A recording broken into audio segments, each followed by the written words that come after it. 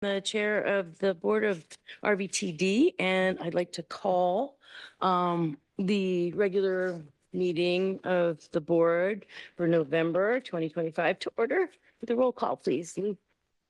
Denise Kraus. Here. Bill Mansfield. Here. Tanya Morrow. Here. Tyler Jasper. Here. Katrina Ernman Newton. Dan Davis.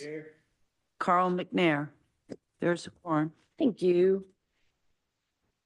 All right. Everybody had a chance to look at the minutes. Any corrections, additions, comments? Anybody like to make? Nope. I hate to bother you again, but this thing doesn't seem to be working. Okay. Give us one Maybe I second. don't know how to work it. Shouldn't have to do anything. Take care of it. Miss Chair, you have an extra Testing. Can you hear? Perfect. Sure. Thank you. Yeah. All right. Now we're connecting better. Sure. Well, Hey. I have so many of these. All right, you good? Bill? All right, everybody acknowledges receiving the monthly financial reports. Looks like everybody does. So we'll go on to our presentation about the levy service scenarios, cost estimates. Is that going to be presented by Paige or? I am going to actually have Kelly Manning and Debbie Wilbur come up, and Paige will also be part of this. I think she's the PowerPoint person, the queen that's going to move the slides along. Do you want me to go ahead and put the slideshow up, Kelly? That would be great. Okay.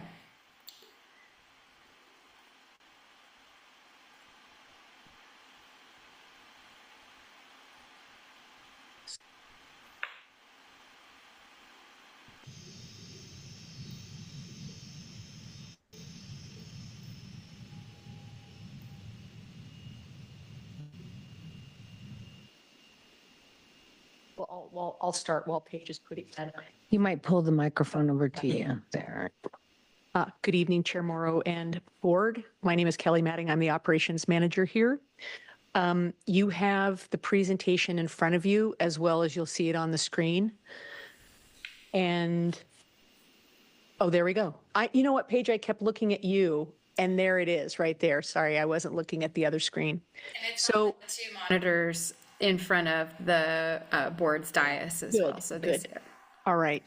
So this meeting is to talk about the 2026 May levy election service options. As we talked about at our last meeting, Paige, you want to advance one slide?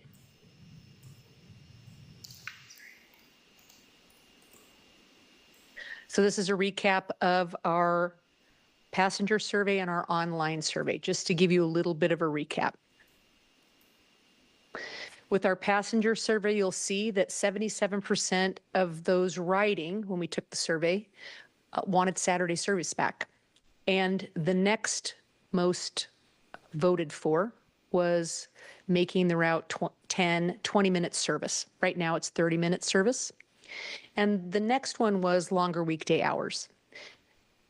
That was our passenger survey. And then our online survey was a little bit different, although mostly similar in the sense that 64% wanted Saturday service back. And then there was a flip. The next highest vote was longer weekday hours, and then the 10 going to 20-minute service. Those options are all options that when you did the survey, which we didn't put up here, the board survey, you were right in line. You were in line with our passengers, and our passengers are in line with the board, which is a really great position to be in. So next slide. And this, I'm going to turn it over to Debbie Wilbur for the financial information. Good evening, Chair Morrow and Board of Directors. Debbie Wilbur, Finance Manager of RVTD.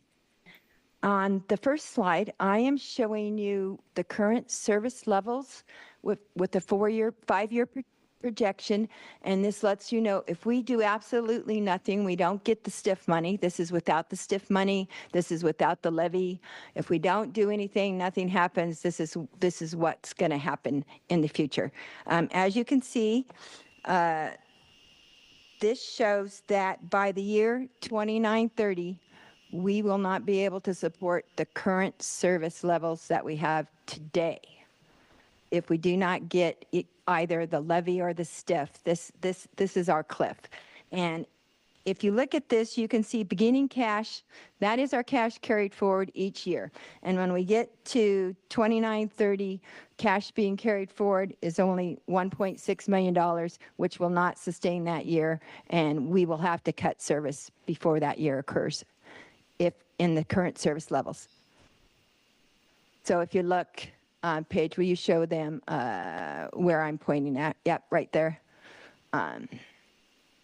And then at the bottom, you'll see that we will be in the negative on that year. And that is actual cash balance, 0. We won't have any money at all. So this is just as services today, without levy, without STIF. Any questions? Without stiff, meaning Increase. increase, okay. Because we right now are Got it. experiencing a 4% decrease in STIF, so we can't even anticipate getting any increases over the next 5 years because it's going down, it's going backwards. So the STIF is being held at a constant rate right now because it's really unknown where that is going to go next year. Yes, Dan? As I understand it, we have to wait for the courts to decide if what the legislature has done is going to stay in effect, right? So what is happening right now, that there is a referendum that is being passed around to the voters to sign to see if they want to stop the 0.1% increase in transit funding and in the gas tax. So that's what's happening right now. They have until December 31st to submit that to the state of Oregon, which they will at that point verify the signatures on that ballot measure to see if they are good or not. If there's enough signatures, then they'll carry it forward and then it will go out to the vote of the people. Now, we're not sure when it's going to go out to a vote of the people. My understanding is they're kind of targeting the general election because the group that is actually putting this forward has to pay for a portion of the election. And so they're trying to find something, a time when there's a lot of things on the ballot to share that cost because it is expensive to put something on the ballot. So my understanding is they're looking at November, but I think the legislature can actually ask for a special levy themselves and force them to go at a different time, is my understanding. So I don't know if that's true or not, but that is what I've heard. So it could be May or it could, but I heard it was November. But here's the problem with the whole scenario is the minute that the paperwork is given to the state of Oregon and they start the process of verifying it. And once the verification is taken place and they have proven that they have enough signatures, the collection of that tax needs to stop. And so the gas tax was supposed to start being collected December 31st, and the transit tax was supposed to be collected January 1st of 26. So it'll be held or stopped until the vote of the people. So let's say it's November of 2026, then they would start up and it didn't pass. Let's say it didn't pass and the law stayed in place. Then they would start collecting the amount for the transit. So the signature of the petitioners is enough to withhold collection for Yes. better than a half a year. Is that Yes, right? that's Really? correct. Mm-hmm. So at this point, we're projecting in all our projections, no increase in the STIF, but our 0.1% is still fine. it's still whole, we'll still receive that piece of it. We just won't get an increase. We won't get an increase. And we're seeing a little bit of decrease because of it's based on payroll. And so we're seeing some unemployment happening across our state. And so that's what your decrease is in your payroll tax. So it's okay. We're just trying to be really conservative here in our estimations. Yeah. Did I understand the vote might be in this coming May of, It could. or November of 26? But you did mention the general election, which is 28. It won't go out that far, I hope. No, sorry. When I meant general election, I meant November. Yeah, okay. There'll be a general election in November. This, Midterm. yeah, the midterm. Do you have any input on how the signature gathering is going? And hopefully bad, in my opinion, but It is not going bad. Well, it's going bad for us. What is happening is there is a real movement, and they believe that they'll have enough signatures by the end of this week. do you have then any prognostications as to how the general vote will go? No. So then the battle really becomes of educating the voters. So there'll be the group that will be educating them in one direction, and then there'll be, for RBT, what we can do is we can talk about facts, how this increase and what we can do with it. And then, of course, if the opposition wants to put money forward and do a campaign, they can too. They'll have to set up a political action committee and do all those things, just like we would for our levy. Well, if it comes to a vote, we're going to fight like hell on our committee. I'm sure of that. Like we did last time. Hmm? Like we did last time. Yeah. Oh, go ahead. Any more questions? Yes, I do have a question. Okay. I know that we have an amount of federal funds that are kind of held up right now. How is that factored into these projections? The only thing that is held up for us right now is the 5310, and that's about $860,000 a year. But they anticipate that we will get that in March or April. Okay. So it's a little bit delayed. I mean, normally we take payments every quarter from what we spent, but we won't be able to get any of that probably till March or April. That money is factored into this, as is our 5307. Because we will get that. Where does it appear on the? It's under operating grants. The 6.4 million. It's just potentially delayed, right? It's just potentially delayed. So right now, what we've been running off of is like our cash budget to make sure we have enough cash flow to make it till they do the final drop on our funding. We shouldn't see any delay in the 5307. It's just the 5310 passes through ODOT, and they had some problems. So 5310 is good. It just says we already got ours for this year, so we're not going to get it again until next year. All right. Thank you. One other question about just reading this. I noticed in charges for services that is stable. And I wanted to just ask if that's deliberate or a projection. Like, are we anticipating not major changes in ridership and also holding prices for riders steady? We put in some service back in, and I'm anticipating that the fare box is going to recover. Okay. So, but it hasn't been good so far. Got it. So I can't really estimate. So I'm trying to be as conservative as possible. I don't want to put in a lot of money and then find out we're not going to have anything close to that amount of money in that column. Okay, so that's like our best estimate of what we would collect from riders, and it's just stable in a conservative band. Yeah, it's down. Normally, that number is a lot bigger because it not only includes the buses, but it also includes Valley Lift and the fare past programs, like, Harry and David and different companies are on a bus pass program with us.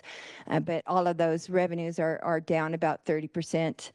So Okay, I'm being optimistic, maybe there a little bit.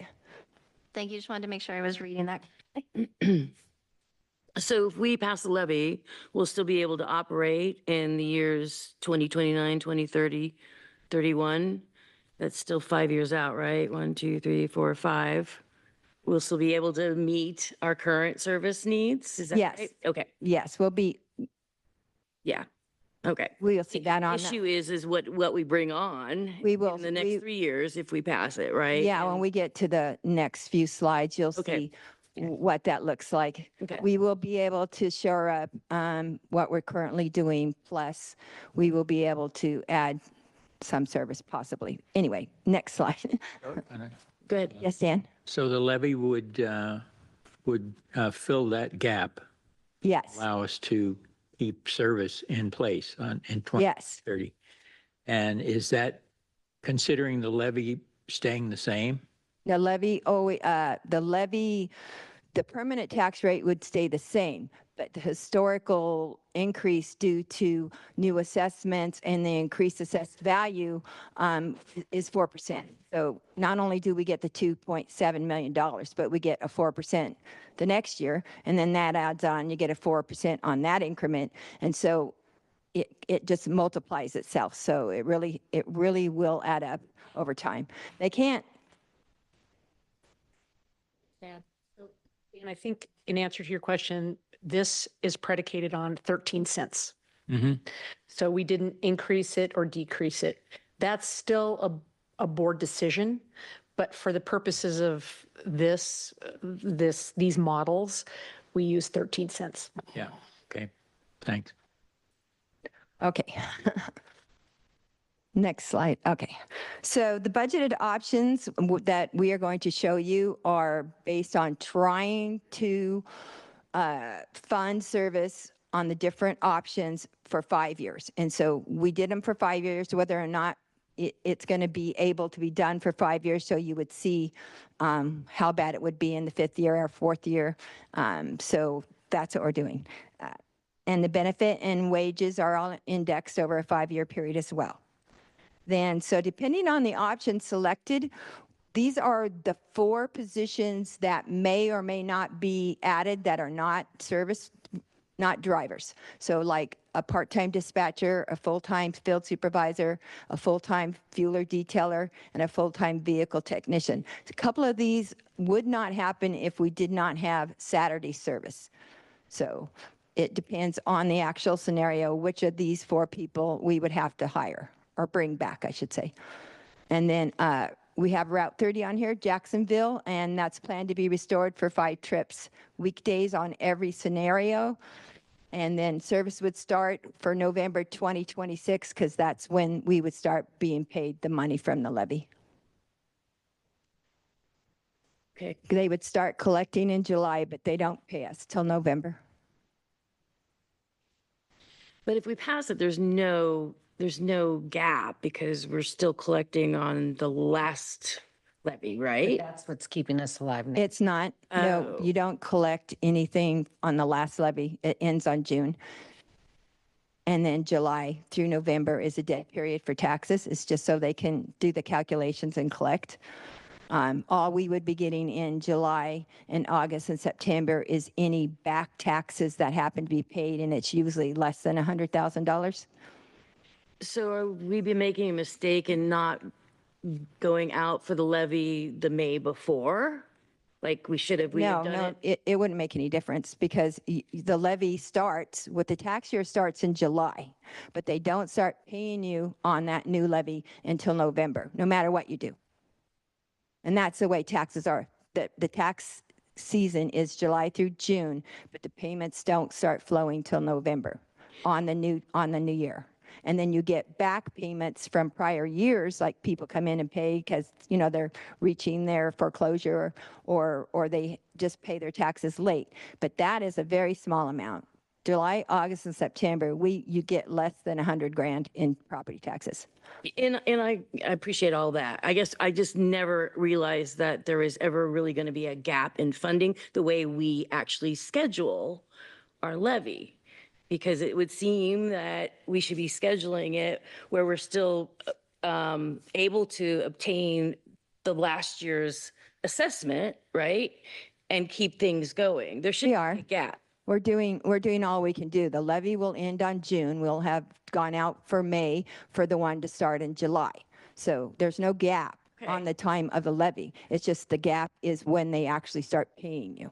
So we would be getting in November of 26 last year's assessment though, right? No, the new levy. It would be the new levy. Oh, So okay. it's assessed. We passed the bill in May. Okay. And the assessment is July through June. Taxes are really weird. The year flows July through June, but they don't start paying you until November. So if we pass the levy in May, the assessment technically starts on July, but they're not going to collect the taxes and pay you until November, the first payment.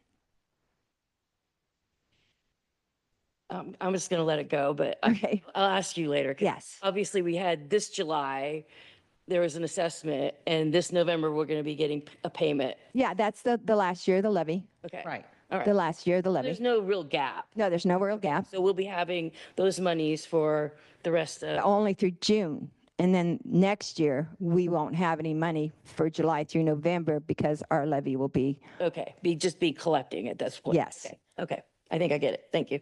Sorry. Dan? So have we determined that we're going to go out for the levy vote in May of 2025? 26. Yeah. Yes.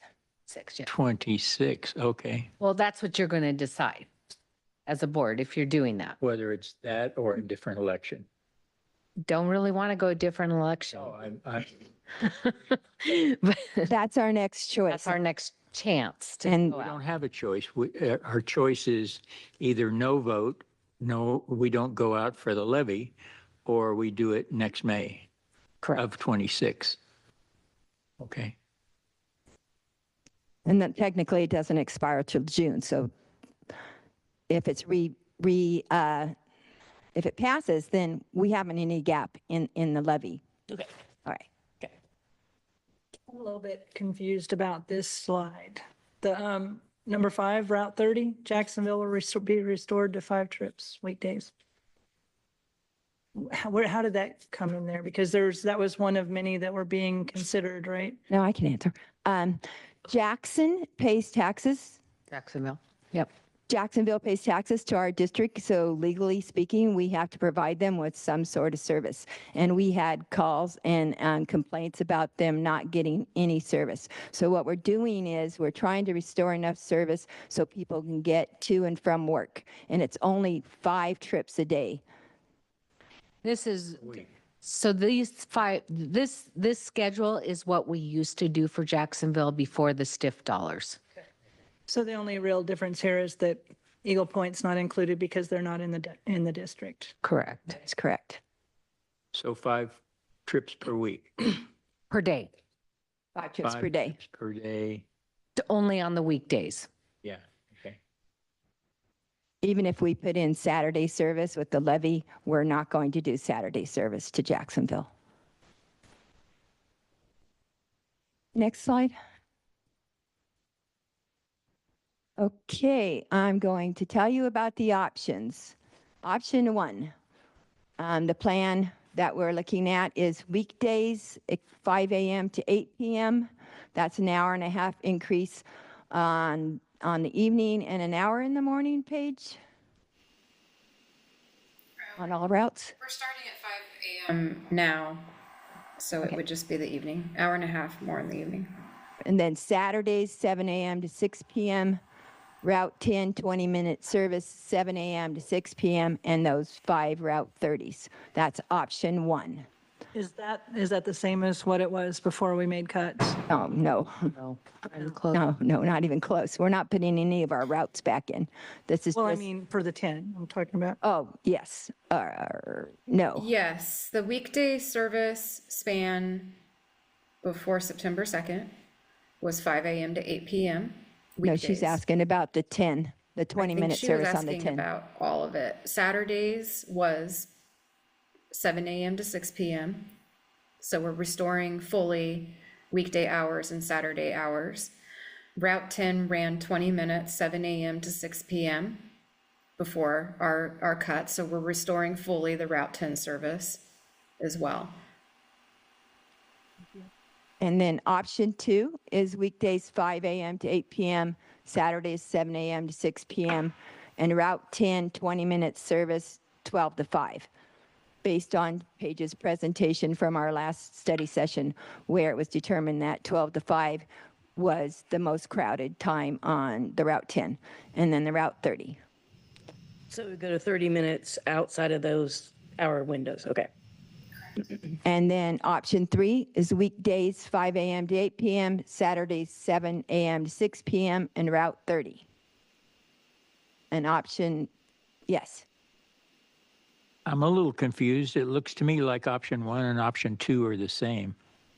There Like, is it's not- the only difference between option 1 and option 2 is the hours of the 20-minute service on Route 10. So on option 1, it's 7 a.m. to 6 p.m., and on option 2, it's 12 to 5. Okay, thank you. So then option 4 is weekdays 5 a.m. to 8 p.m., Route 10 20-minute service 12 to 5, and Route 30 no Saturday service for option 4. All right. Yes, Bill. What is the staff recommendation as to these? Well, let's go through some numbers first, and then we will talk and possibly talk about that. Thank you. Okay, next slide. It's this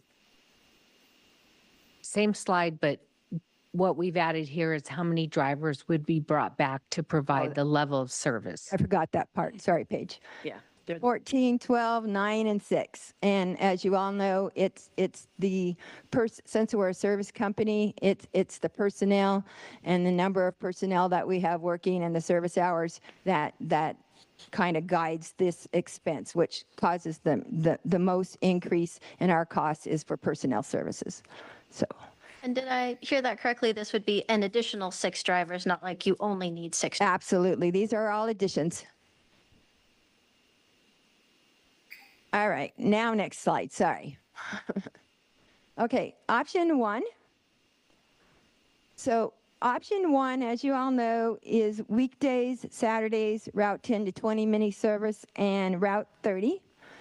And if you also have this little sheet here, if you want more detail to look at it. And the most important thing here about this sheet is that we can sustain option 1 with the levy funds and all the other service we already had in place until 2031. If you look, you will see that in 2031, and it shows right there, we would be 4.1 million in the hole. So we could really only sustain it through 2930. And that would mean that would be, we wouldn't have any reserves. So that would be to totally exhaust our funds that we have in order to do that. We would have about $500,000 estimated left over from 2930. And I want you all to remember these are estimates, and this is a really tight budget. There's a lot of things that could happen between now and when we actually do this service. So any questions on option 1? No, let me just A lot could happen, negative or positive. Yes, sir. confirm that we're still including the 4% each year on the levy. It's involved in here, right? Which levy? You mean the levy is in here? Yes. Yeah. And the increment and Yeah, 4% on all the property taxes is in here. All of them, yeah. The permanent and the levy. Okay. Yes.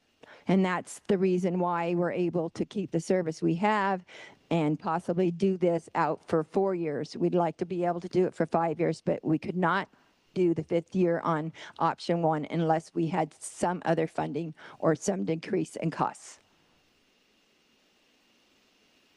All right, next one. Option 2, which we all know is almost the same as option 1. The only difference is the timing of the 20-minute service on Route 10 is decreased to 12 to 5 instead of 7 to 6. And option 2, option 2 is a little bit less expensive than option 1. It gets us, it has a $2.25 million deficit in the 5th year to do this with our existing service. So it gets us a little bit farther down the road, but it still is not enough to make the 5 years of the levy the entire 5 years of the levy.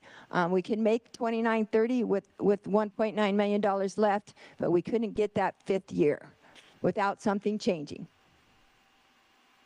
Any questions? Okay, number 3. Option 3, that's weekdays, Saturdays, and Route 30, no changes to the 10.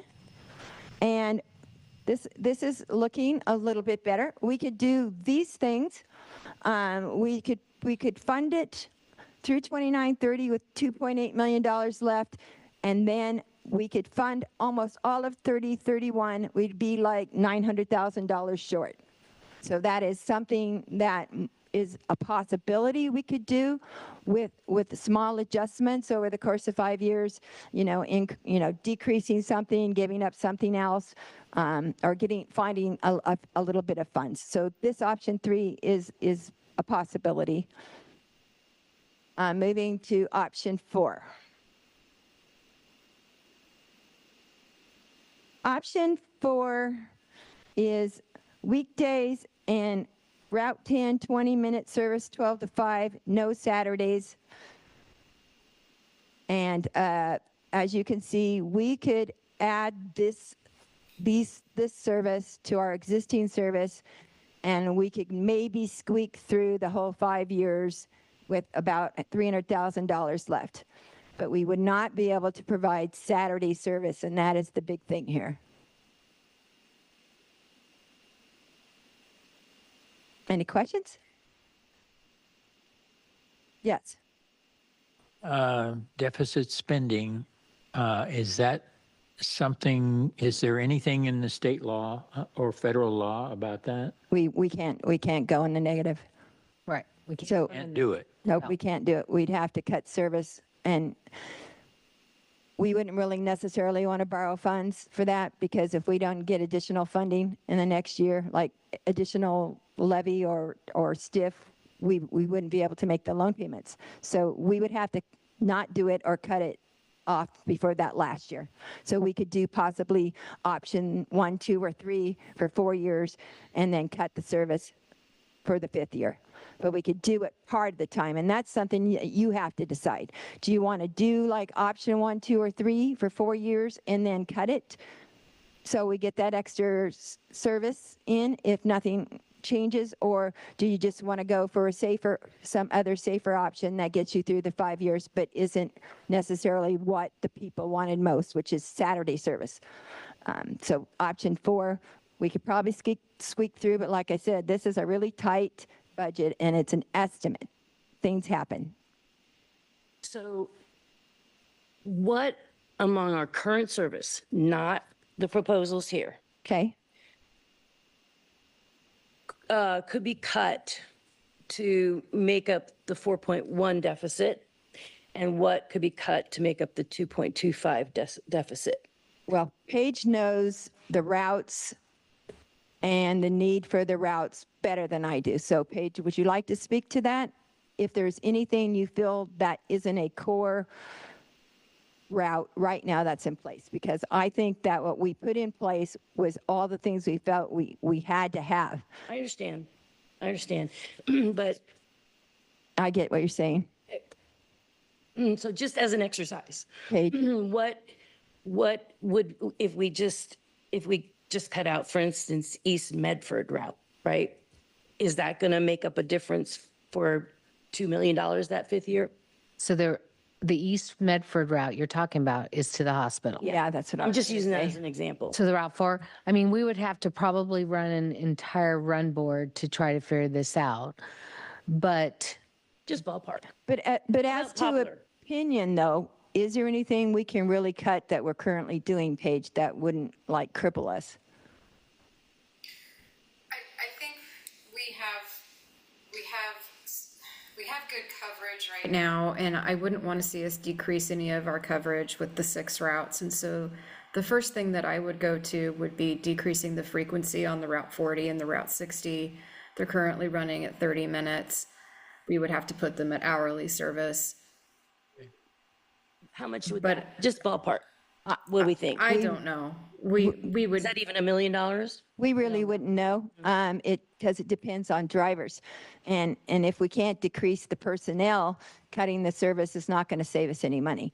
So one of the things that is really difficult, just so that the board understands, is a run board has to be created that puts all of those routes together, each one of those drivers, the section of work.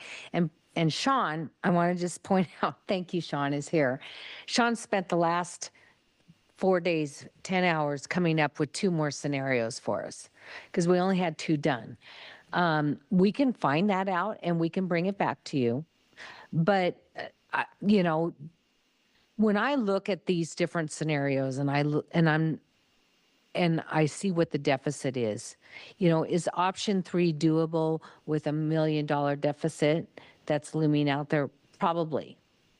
It's probably one of the things we could figure out how to get there, and hopefully with funding.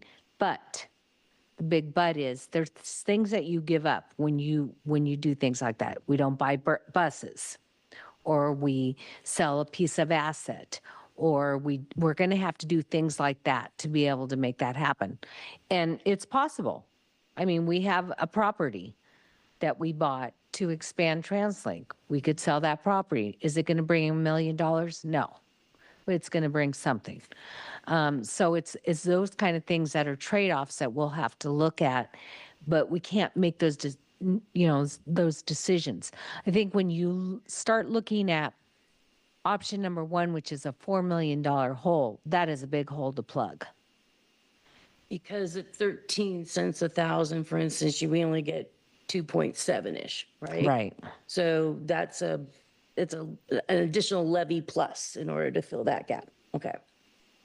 Double. But a 13-cent levy, an additional 13-cent levy would cover the option 2. Yes.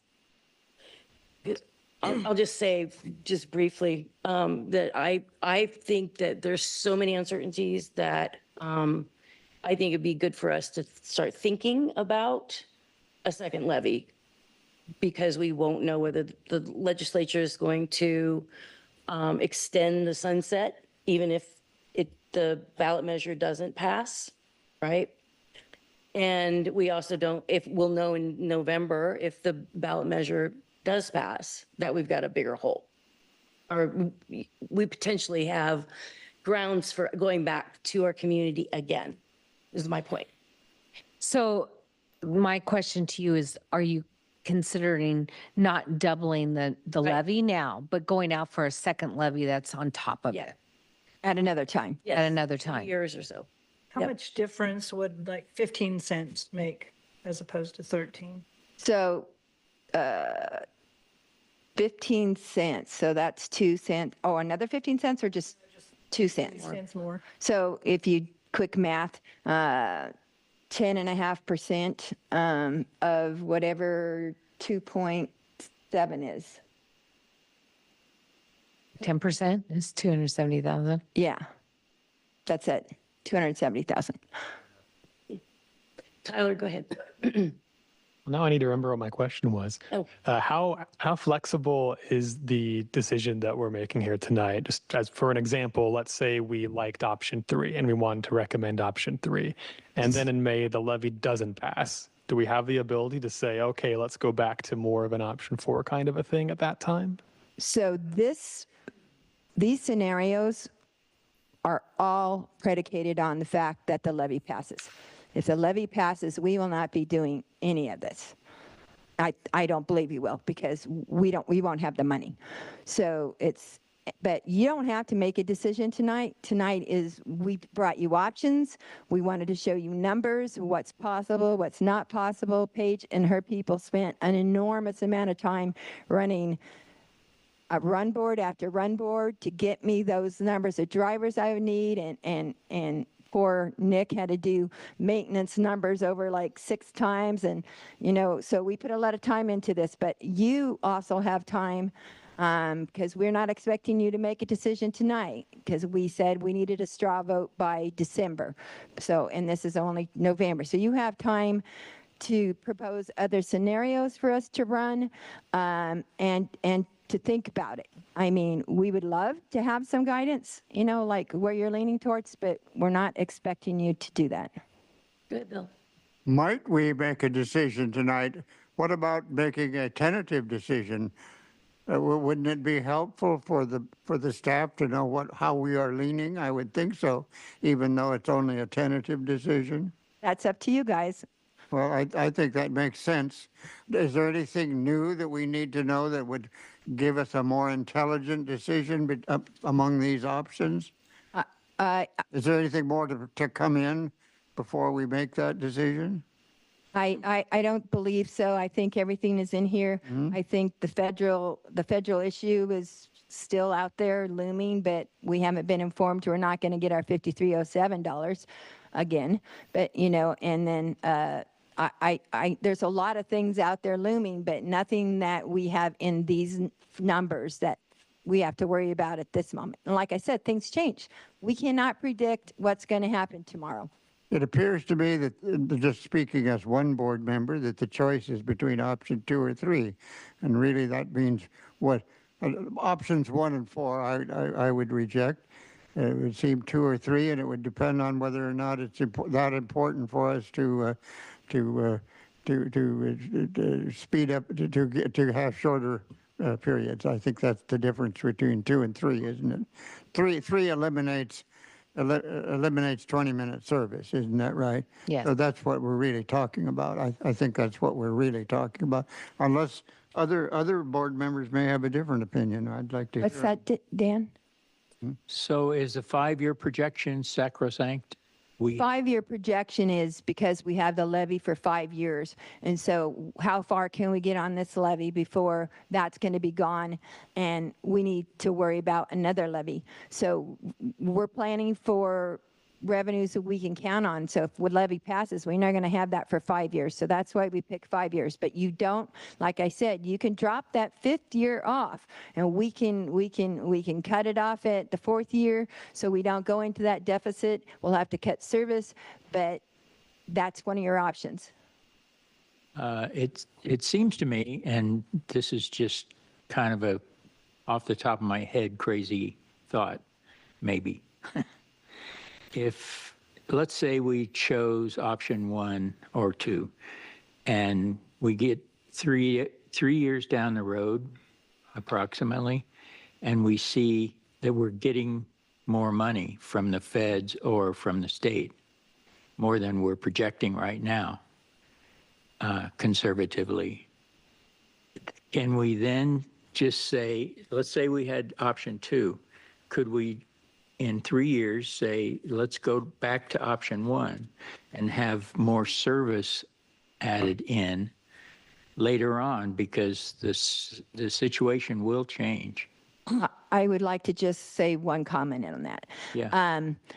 Yes, we could get more money, but you also have to remember is there's nothing in this plan for building a reserve.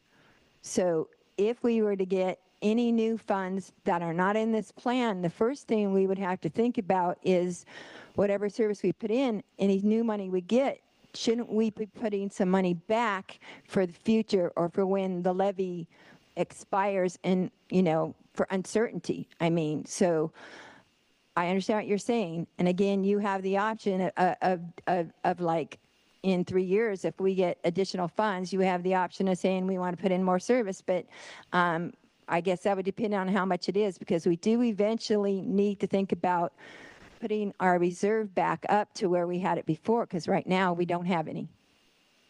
But the general answer to that question is we're always at liberty to increase the services. Whether it's a good idea is another question. Are we at 0? No. Okay. If you look at the any one of these options, you will see that the calculated beginning cash balance for the year we're currently in was $6.3 million. It's on the beginning cash balance line right above total resources. And then we're estimating that's actually going to go up a little bit because of the levy, and because we don't start the levy to November, we're going to get a little cash to save back for the next year. So it's actually going to go up to 7.6, and it goes up for a little while, 8.4 in the third year, but then it starts to drop off. That's where it all starts to catch up to you. So that's our cash balance each year.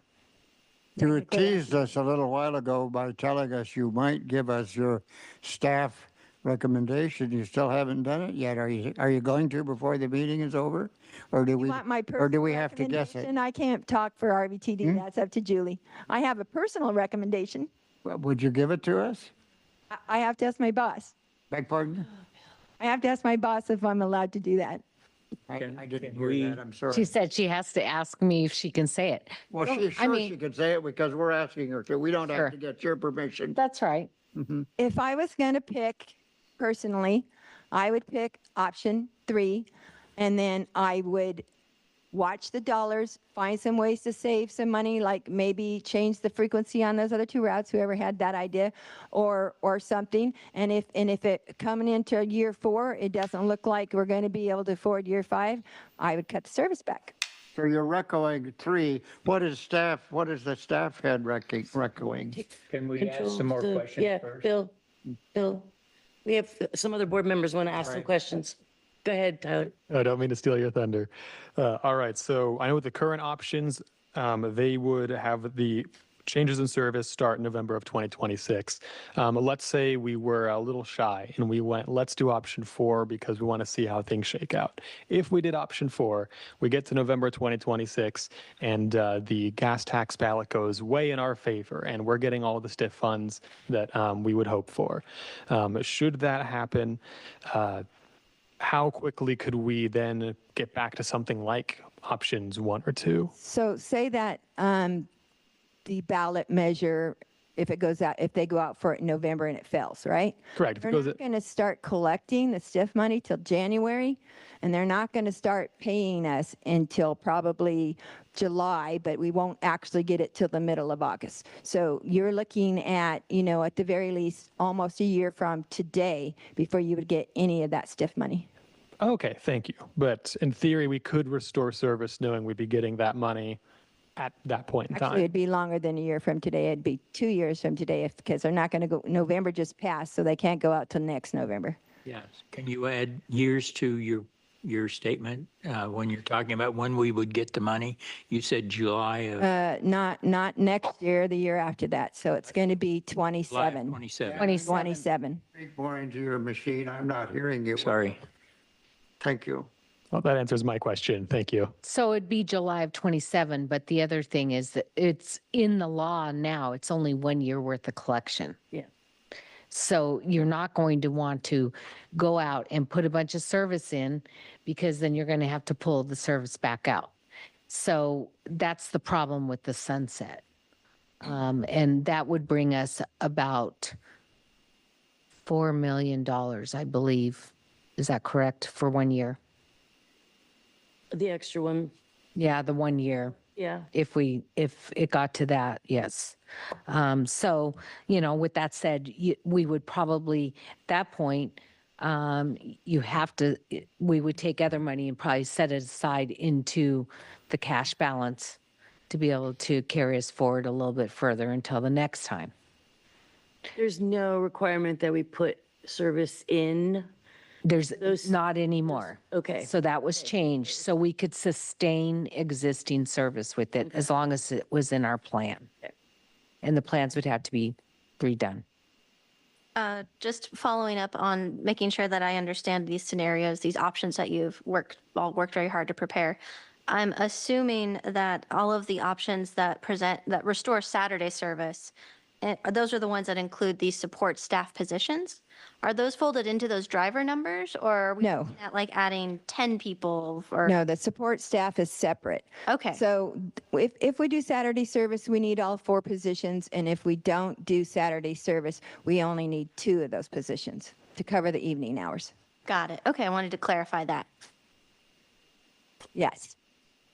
So Debbie, I respect your role as guardian of the money, but it seems to me if beginning cash balance tells us what our reserves are at that point in time, I should say, it seems to me, you've got a decent cash balance for 3 years through 27, 28. And it's even going up. And at that point, if you made a decision, if you went with like option 2, at that point, you could make a decision. It doesn't look good for the reserves or for expanding or keeping that expansion in there and cut back to option 4. And that's why these are costed out. But you got to realize cash balance is all about timing. So we have some money put aside now, but we already got our federal dollars for this year. So that's $5 million that we're not going to get again this year. So we have to survive the rest of this year on the money we have and the property taxes we collect, because we will not be getting any federal money besides the 5310 in this current year. And so that's the way it is every year. We got to have a little bit of money, but it's all about timing. And then also, because it gets more expensive as you go down the road, that's going to eat up some of that accumulated cash balance, because our revenues are not increasing any more than they are. So it may seem like we have a lot of money in the first 3 years, but that's going to be eaten up in the later years when the costs are higher and the revenue isn't changing, except for by the 4% for the property taxes. But you do have it indexed. Oh, yeah. Everything's indexed. And I was going to say, the other thing is the cash balance also is budgeted. So to be spent as an expenditure. So it's not like it's extra cash that we have on hand to spend on anything. It's actually just how we collect it and when it comes in. It's a That revenue. beginning cash balance is in July 1. No, I was addressing Debbie's concern about not having enough cash at the cash balance period.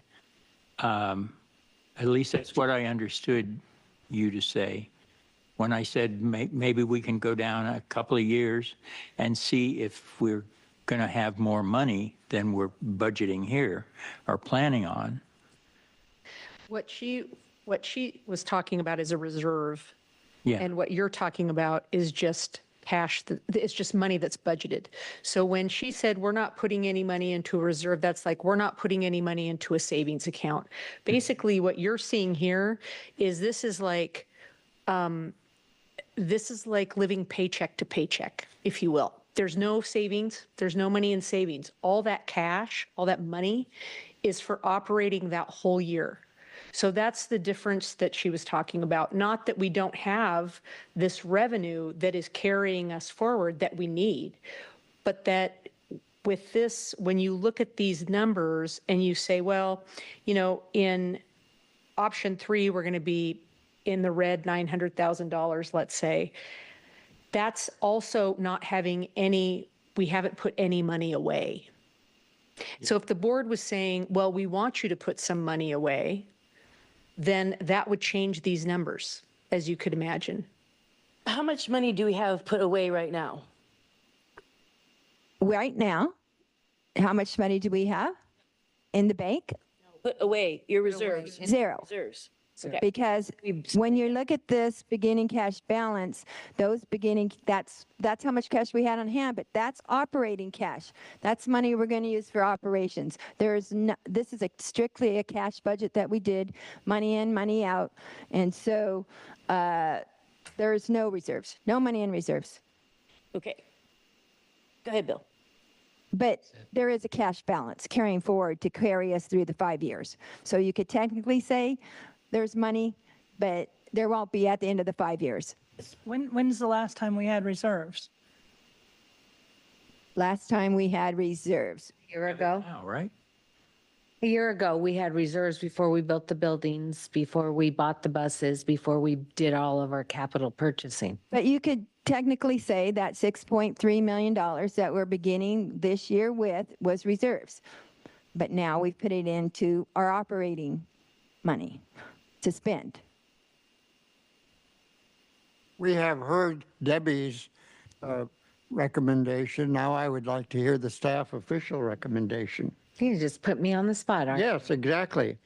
Well, I agree with Debbie that the option 3 is probably where we want to go if we listen to what our riders want and you talk about Saturday service.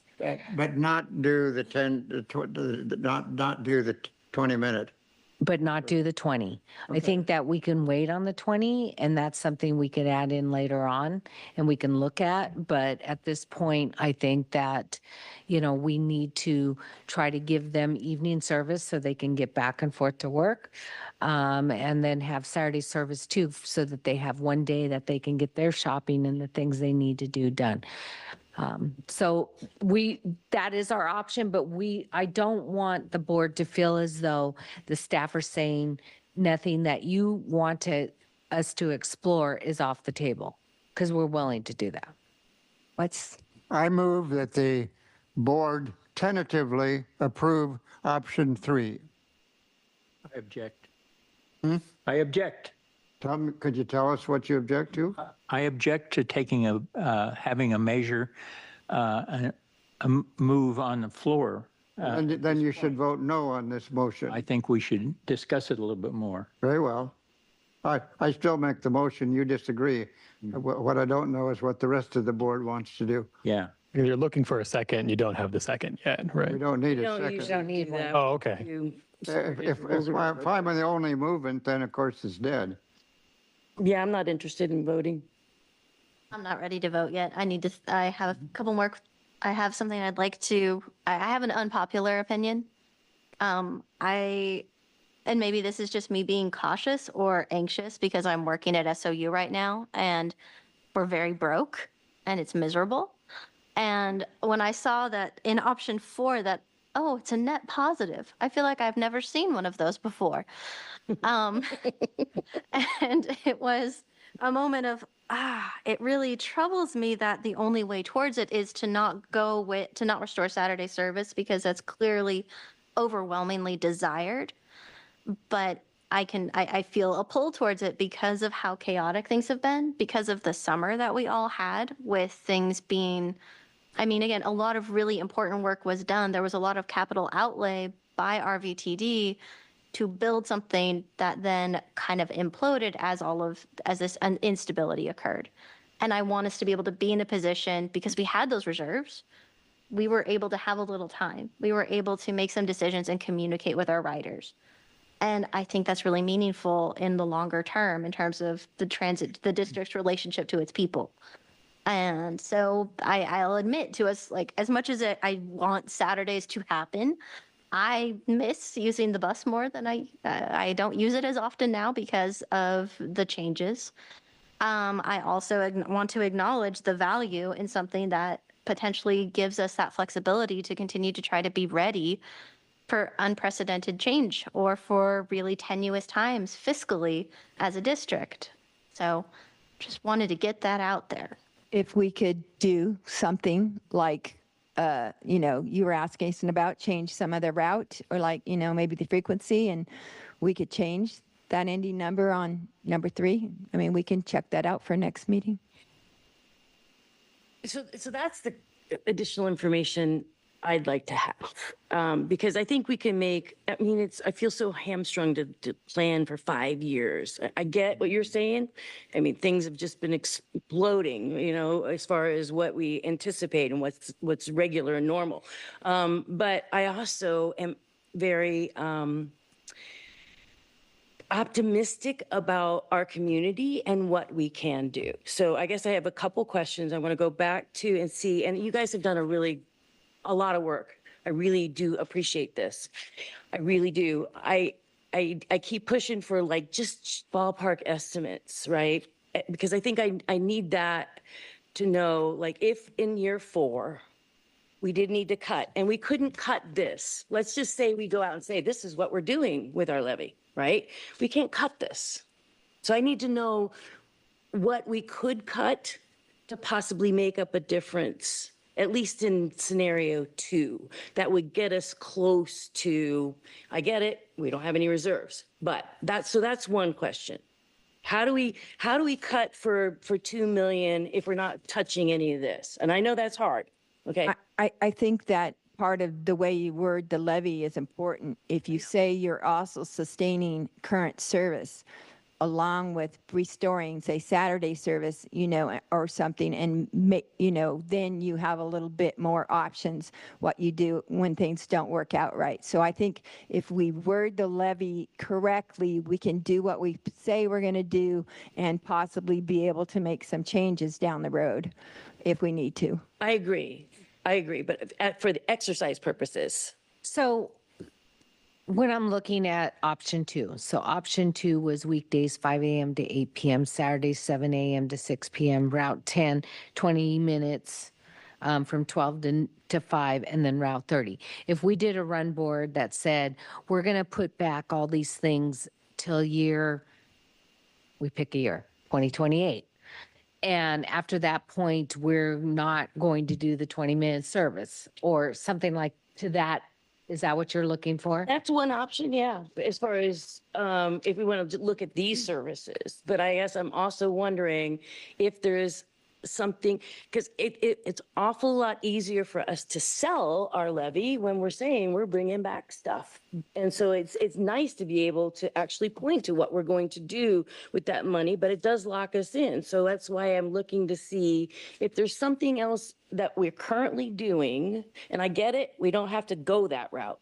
But if there's something else that we're currently doing that can get us closer to, maybe not a positive balance, but something that's like something that we can stomach and then the second question is the compression issues. Like if we did go out for another levy, it's 5 cents, 10 cents, 13 cents in 2 years.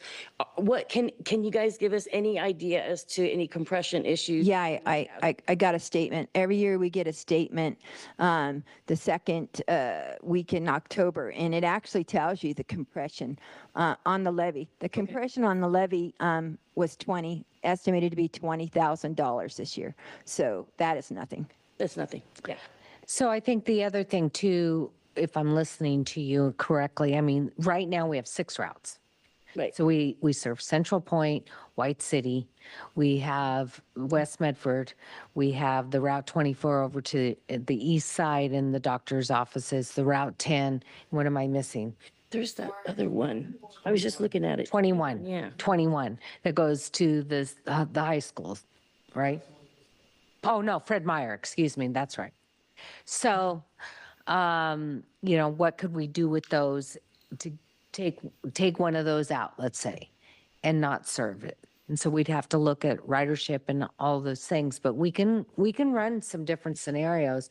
I just don't know that it'll get us.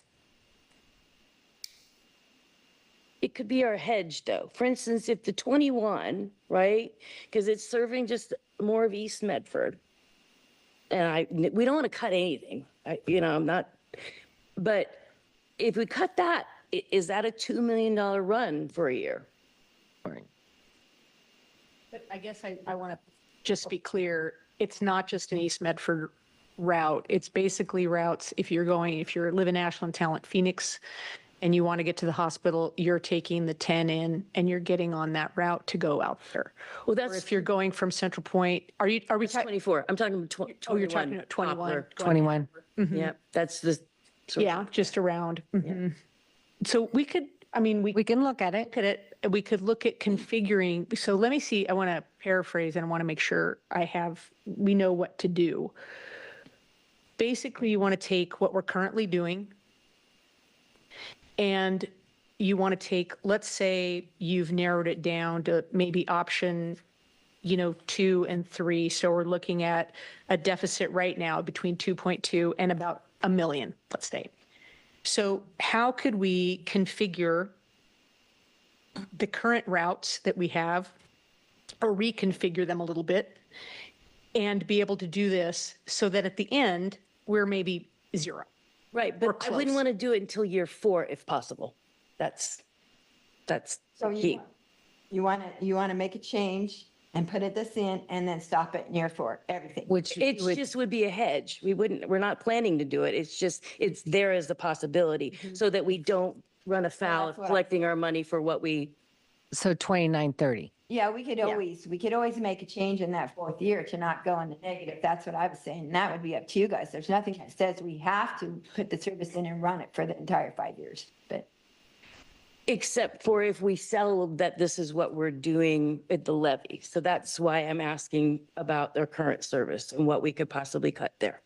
That makes sense? yes. Okay. Okay, so we can actually do that. We have a little, we made sure that we had about a month between this meeting and next meeting. So we'll have to do some run boards because no, and that's okay. What we want to do is we want to get you as precise of numbers as we can, given that it's a 5-year projection. And so you want to think about that too, that this is a 5-year projection, because what I was saying, Nick and I were talking about this, and I said, if we had made a projection in 2020 and we had done a 5-year projection, we probably would have been like, well, our costs will go up 3% a year for materials. Our costs have probably gone up 70%. Yes. So that's, so the further you get out, even because things are so unpredictable, it's still, so keep that in mind too, that we can get close to zero, or maybe we're at 500,000 or something like that. But this budget is super tight. And so you might want to hedge a little bit more conservatively. You may not. But just think about that, because a 5-year projection is an uncertain projection. And like Debbie said, these are estimates. They're our best guesses. And they're really our best guesses with nothing going wrong. Like, we're going to buy some buses and everything is going to work. And we're not going to have to spend any money on anything really large. Materials aren't going to go up another 70%. Great. Hopefully. Well, I think I can say that I agree with Bill that maybe we could throw out options 1 and 4. But I want more information too on options 2 and 3, and especially, it seems just so important that we restore the 10 fully. And, that's why I would lean towards option 2, but how could we do that? I think the 10 is just like, so many people rely on it. And if you look at the service, the biggest thing they wanted was 10 to the 20-minute service. So that would be pretty hard for people to miss that.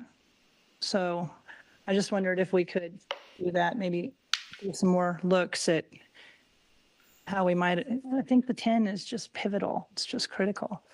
I second that to a degree. I know when we looked at the study session at how often the 10 was late, it was pretty appalling for the last month. And I worry about the perception of our quality of service if that cascades.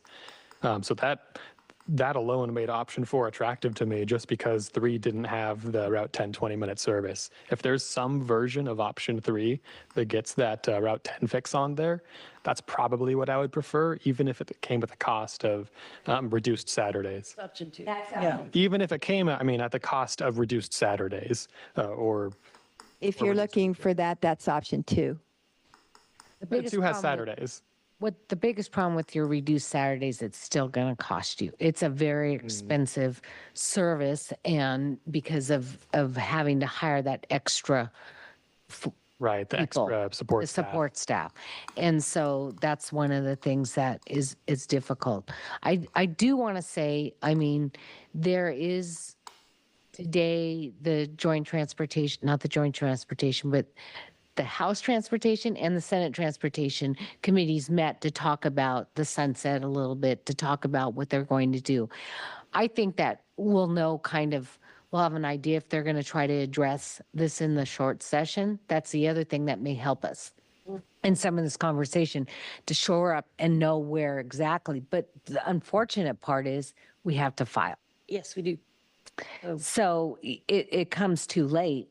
Their decision or their decision making is going to come too late for us in our filing. But with that said, I think that we can look at these things. We can also, there's things like, do we put off buying new buses? Possibly. We did factor in some bus purchases into this. Do we sell some property? Do what, let's look at our assets. So the staff will go back and we'll try to look at all those things too. And it may give you a better comfort in saying that 2.25 million deficit is really probably, we can handle it. Is the purchase of buses just replacement stuff? Because like you've got extra buses now, right? We do have extra buses. The problem is they're aged. Okay, yeah. And so you don't want to fall too far behind on having those aged out. Because that's what RVTD did in the past. But again, we'll look at this and, tomorrow morning, the management team's going to meet again and we'll sit here and we'll talk about this and try to figure out some different scenarios and bring them back to you. What I don't want to do though is get you to a point where we bring back so much that then you can't even make a decision. Because we still have to make a decision. Are we good? Thank you. Oh, go ahead. In a way, it seems to me that any of those options but 4 are unacceptable because any deficit is unacceptable. We can't have a deficit by law, is what I heard, right? That's true, but you'd have to cut it a year sooner. Yeah, that's true. But we don't know that at this point. So making a decision to go like with option 4 to minimize something we can't have. And, if we say 300,000 positive, like you said, anything can happen between now and then. So you can't be certain of that 300,000. And so it seems to me we need to plan this out for 3 or 4 years. And then we'll know a lot more. Even a year out, we're going to know a lot more about the revenue side of our equation. And we can make better decisions at that point than we can right now. I mean, we know where we stand right now. And we don't know what's going to happen even 4 years out. It could get worse. And I have to be optimistic that it's going to get better. It has to get better. So I just guess I want to throw out that, there's to remember that there's a lot of people who are being affected by our reductions in service. I mean, you said you don't even use it as much as you used to because of the reduction of service. We're losing ridership too. And it's such a reliable and counted on service. And I'm hearing about people who, work in talent and they're having to shorten their hours because of and so their employers are suffering, the employees are suffering. This is happening all over our district. And so, just to wait 3 or 4 years we got to think about this is hurting people every single day. I know these are hard decisions and tough times, but they're hurting in a lot of different ways. And the one thing that I just, I think that the one thing that we do, it's amazing. The 10, I can't even tell you how much people love that service. They rely on that service. Exactly. So that's all. So there'll be more stories and maybe we'll just sell some of them to the community later beyond May. So leave it there. Thank you guys for all hard work. Yeah, thanks. We know it's hard and you want to make sure we've got the right information. So we appreciate what you've done. Did you have a slide left? No, I do one more question, Tanya, if yeah, that's go okay. ahead. Sorry. Does staff feel like you got the feedback and directive that you want from us, or would it be helpful if you had us say like if we had to pick one, which one we did? Would that be meaningful for you? We're going to go back and see what we can find for you. Right? I mean, look at the 60, the 40, the other service, see if there's any way to change these numbers and still be okay with what we're putting in the levy title and in description. That's about all we can do. But it helps to know that that some people feel that 1 and 4 are not a choice. So that's kind of helpful. If you know those 2 are not a choice, then you can work on making the other 2 happen. One of the other 2, or closer to it anyway. Good. Please, one more. Just wondering about, did anybody get any reading on if Eagle Point was interested in joining the district, or is that more of a cost than it would be a benefit? So we haven't talked to Eagle Point. I mean, quite frankly, at this point, we were just trying to concentrate on our stuff. And they- Because that's going to be up to them to make that decision. We did kind of look at the Eagle Point costs and it's about $800,000 for a route. Is that correct, Deb? A year. A year. And so, the amount of money that they're going to have to raise, I don't know that they're willing to do it. Yeah. But We still have an obligation to do out-of-district funds. we do have out-of-district funds and they are being used by other agencies to provide levels of service, but There's not enough there. yeah. Okay. All right. We'll move on. Thank you. Madam Chair, there's a motion on the floor. Looks like it has no support, so I'll withdraw it. He's I withdrawn. don't change my mind, but I'll withdraw it Okay. because I defer to the majority opinion. Thank you for being so democratic about it.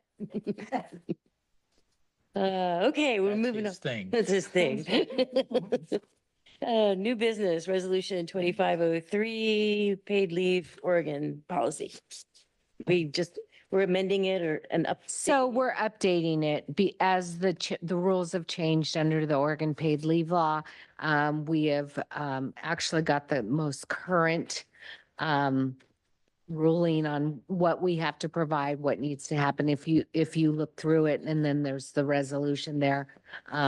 Really, this is just an update to our policy because we didn't really talk about it in our handbook. Oh, I mean, we talked about it, but it was very, now you have a whole chapter. now we have, Okay. we actually have not only a policy that we'll be putting in the handbook, but also a procedure. Okay. Aren't we forced to approve this? Isn't it? We don't have a real choice, do we? You do not. So I move, we approve resolution 2503. Thank you. All right, any That one I questions? like, Bill. Any deliberations? Let's see. Lou, if you don't mind, we'll do a roll call. Thanks. Okay. Denise Kraus, Yes. Bill Mansfield. Yes. Tanya Morrow, Yes. Tyler Jasper, Yes. Katrina Ernman Newton, Yes. and Dan Davis. Yes. 6 yes votes. Committee knows we're doing our duty. Right. We are. All right, reports. So, as you know, I've been traveling quite a bit and running up and down the I-5 corridor and all the way out to Shreveport, Louisiana, last week to attend the Community Transit Association of America's board meeting. One of the things that is coming up and where actually our legislative group is meeting this Friday is that there is movement to actually take transit out of the highway funds. So we have a mass transit fund that is on the federal side and the federal government's talking about cutting all transit money. How Now, smart is that? There's almost nothing the federal government does these days that's worth a damn, is there? Except cut. so the CTAA along with RVTD will be signing off on a letter to the committee to let them know what our thoughts are on them. I will be very diplomatic. You don't have to be. Okay, I won't then. Bill do it. And, but this is kind of where we're sitting, there's just a lot going on. And I think that,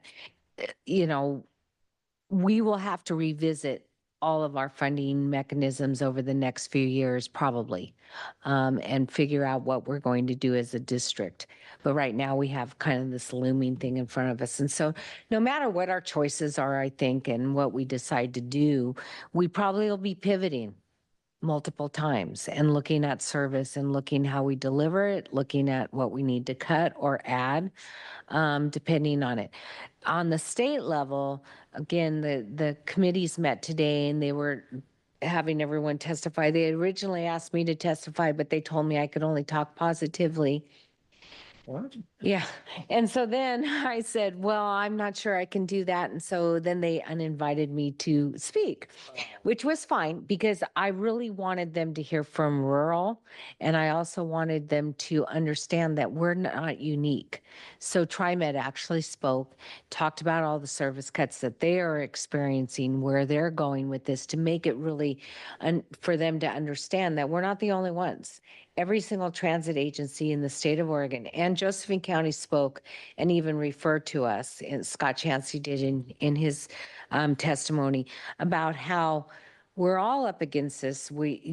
I think that a lot of times, and there's this conversation, in fact, Representative Mannix talked and said, well, we want to go back to the table and have this conversation again and try to understand transit and how we're going to fund it. And they're really looking at trying to find different ways. And so there was a group that spoke about what other states are doing. One of the research that I had done that I was going to present to them is talking about this is a nationwide crisis for transit and talking about how the different funding mechanisms. So it sounds like I'll be back. I'll be invited back to come speak to the Joint Transportation Committees in the very near future to talk about all of those things and give testimony to it. But this is really, I think that our frustration that you see at the board level is the same frustration that we're seeing at the state level. ODOT is now, if the referendum goes into place, they're going to have to start laying off. So they're going to have to turn around once again and give out warn notices like we did, give everybody 60-day notice immediately, because we don't know where it's going to land. And there is no money to pay the employees, which means roads might not get plowed, things may not get done. All of our, Paige and Debbie talked, or I guess it was Debbie that talked about ODOT and our lack of our ability to get our federal funds because they don't have the staff to do the work. And again, this has a cascading effect that is impacting all of us. So we're trying to stay on top of it. On top of that, in case you hadn't heard, the director of ODOT has resigned effective January 2nd. So they are without a director at this time and looking for an interim. They did find an interim through the Parks and Rec, Lisa Simpson, I think, or Simpton is her name. I don't know her. More to come for that, but they'll be looking for a director, period. So there's just a lot going on in transportation right now that is just really going to impact all Oregonians. Everybody in this room, everybody out there, our bus services, et cetera. So we're just trying to hold it together. And then the other piece of it is, I just want to thank the staff because it's been really, really difficult for them. They're being asked to do the impossible, make decisions. We passed a budget, which we've now kind of just set aside and said doesn't exist anymore. This is your new budget, which is don't spend any money. And every cent that is spent, not that we didn't already do this, but now it's got a critical eye on it. It has to go through some hands that not just Kelly approving, but I have to approve, Debbie has to approve. Every single one of us as managers are going to have to make sure that every cent that's being spent, there's a reason for it. In the meantime, we're trying to hold this together and they're doing a good job of it. I mean, we are doing okay. We're finding there's certain things that we've got some cooperation from the city of Medford now that we don't have security. They're stepping up. There's a lot more partnerships that are happening between jurisdictions to get things done because we know that all of us are making these cuts. And with this freeze of the funding, Public Works at every jurisdiction is also having deficits now. So they're looking at how do we get a bus stop sign put in? How do we get a permit let? So all these things will be impacting us and it's a little bit more work, unfortunately. But I don't have any other things to report on other than we are really been working hard on these scenarios and trying to come up with options and give everybody as much options as possible. And unfortunately, when you take this and move this around, it has an impact over here. So we'll come back and give you a few more. I'm sorry if I missed it, but so the joint committees meeting, it's Ledge Days. So, Right. are they just doing a postmortem, or is there a legislative concept that somebody's going to be filing? It sounds like there's, nobody has come out and said, there's conversations of it. There's groups that have talked about concepts that would be filed. I heard originally they didn't want to file it. But then the other thing that I've heard is that all of a sudden the Republican Party really wants to have these conversations and get back to the drawing board. Mannix. Okay. Not Mannix, but Starr Oh, okay. on the Senate side. So I don't know. Okay. Um, it's just, we're waiting to hear. And so everybody's just kind of, I think they're waiting to see if they're successful or not. Because if they're not successful with the referendum, Meaning just the signature. the signatures, then Yeah. they're going to have to come back to, they're going to have to let this thing fly. And so it's very political. Is that what you mean by going back to the drawing board, that the Republicans are considering options other than The referendum. trying to destroy? But we're going to have to go back regardless. So let's say the referendum takes place. We know that 27, there's going to be another transportation package, a big one. There has to be. There actually could be a little stopgap. There could be a stopgap in 26. Well, yes, in 26, because there's going to be all Yes. this period of time where they're not collecting until November, right? So you can put something into place. But it's going to take general fund Oh, I see. or something Yeah, else. okay. Okay. All right. Any other questions, Julie? I don't have anything else. Thank you. Other than, do we have our December? We have our December meetings scheduled already. We do. So I want to just remind everyone of those. Is it on the minute? In the minutes? No. Or is it? Hold on just a sec. I just want to make sure everybody has it on the calendar. So we have December 17th. December 17th is our next meeting. That will be our board meeting because of the holidays. Okay. All right. There's nobody out there wanting to speak. Reports from the board. RBCOG. Did RBCOG meet? RIVCOG? Yeah. RIVCOG does not meet until early December. It would have conflicted with the Thanksgiving holiday. Ah, okay. No MPO again this month? Treadco, no, No Treadco, Tradco? Nope, Nope. Veterans Day. RV Act, that one met Yeah. yesterday. RV Act met and I had copyist notes, which I didn't bring with me tonight. But it was a 2.5 hour in-person meeting. Had a quorum, pretty well attended. ODOT was there and talked a lot about the crisis situation. Julie was there and gave some important updates. Some of the jurisdictions were represented, but others weren't, I guess, as usual. But it appears that ODOT is changing their way they do things a little bit, trying to increase their efficiencies. And RV Act is going to have a much larger part to play and a very important part. And so I think it's going to be important for everybody to start showing up to those meetings, for one thing. And there's going to be there's going to obviously be a lot of competition for competing projects and dollars. So it was a good meeting. It was really